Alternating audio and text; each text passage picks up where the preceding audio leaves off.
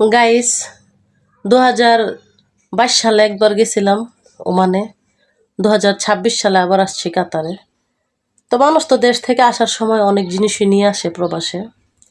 আমিও নিয়ে আইছি, অনেক জিনিস নিয়ে আইছি আসার সময়। শুধু সামান্য পরিমাণের কিছু জিনিস আনি নাই। সেই জিনিসগুলো এখানে আমার একটা ভাই ম্যানেজ করে দিছে। আমার ভাই হয়, মানে কথায় আছে না, যার কেউ নাই তার আল্লাহ আছে। দূর প্রবাসে মানে একবারে যে কেউ নাই এমনও না, একটা ভাই হইলেও অন্তত পক্ষে আছে যে কিনা আমার প্রয়োজনীয় জিনিস যেগুলো আনি নাই সেগুলো ম্যানেজ করে দিছে। যাই হোক, তো বেশি জিনিস আনছি, কম জিনিসই বেশিরভাগ, মানে অনেক কিছুই আনছি, সামান্য অল্প কটা জিনিস আনি নেই আর কি। তো যেটি বেশি আনছি সেটি খুললা দেখানো সম্ভব না ব্যাগের ভিতরে, এমনি মুখে কয়া বুঝাই দিমু।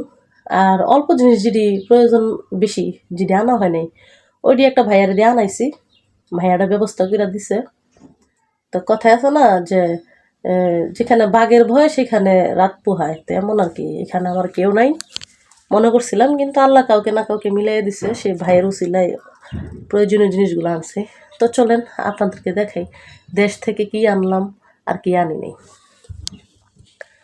ওই যে কালা ব্যাগটা দেখতেছেন, এটা হচ্ছে আমার বিশাল বড় এক ব্যাগ। এই ব্যাগটাই কইরা আমি অনেক কিছু নিয়ে আসছি, সেগুলো বলতেছি, আর যা যা আনি নাই সেটাও বলতেছি।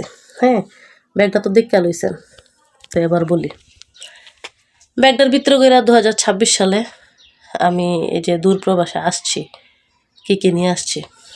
প্রথমে নিয়ে আইছি ব্যাগটার ভিতরে কইরা, কেউ আবার মাইন্ডে নিবেন না, কিছু মনে করবেন না, ফ্রিভাবে বলতেছি।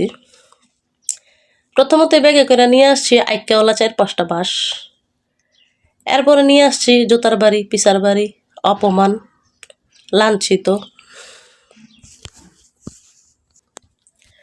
এরপরে নিয়েছি ধরেন টাকা পয়সার অভাব, এরপরে অপমান, খুঁটা, এরপরে ধরেন অনেক কিছু নিয়ে আইছি।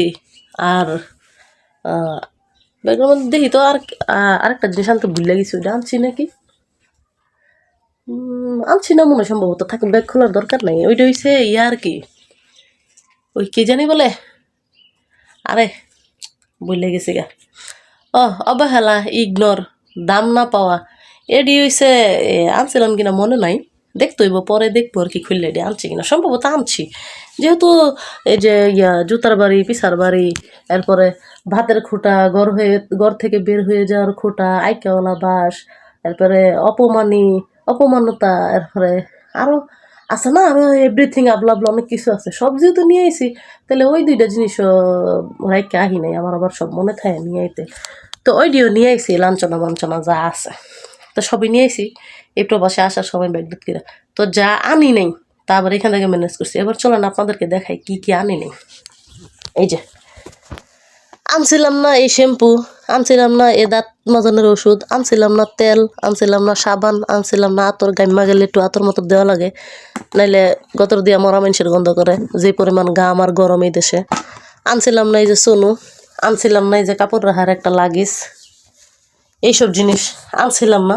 তো এই জিনিসগুলা আমার একটা ভাই এখানে আমাকে ব্যবস্থা করে দিছে। আর ওই যে এই যে পলিথিনের গোলাপি কালার ব্যাগটা দেখতেছেন, তলের ব্যাগটা কার এটা আমি জানি না, সম্ভবত আমার রুমমেটের। তো এই যে গোলাপি কালারের পলিথিন ব্যাগটা, এটার মধ্যে ওষুধ রাখার জন্য একটা বক্স, ব্রাশের যে এই পেপসোডেন্ট রাখার লাগে একটা বক্স দিছে, ওইটার ভিতরে রেখে দিছি। একটা পানি খাওয়ার মগও দিছে আমার ভাইটা, এগুলো ওইখানে রাইখা দিছি গাইস। তো এই যে এই সামান্য পরিমাণের এই অপ্রয়োজনীয় জিনিস, এগুলো প্রয়োজন না গাইস, এরপরে নিয়ে আইছি আর কি। এগুলো কি মানুষের কাজে লাগে ভাবছিলাম ম্যাডাম দিব, সে আশায় আনি নাই। এখন দিয়ে যে ম্যাডাম দেয় নাই, তাই নিজেরই ব্যবস্থা করে লইতেছে কারো না কারো মাধ্যমে।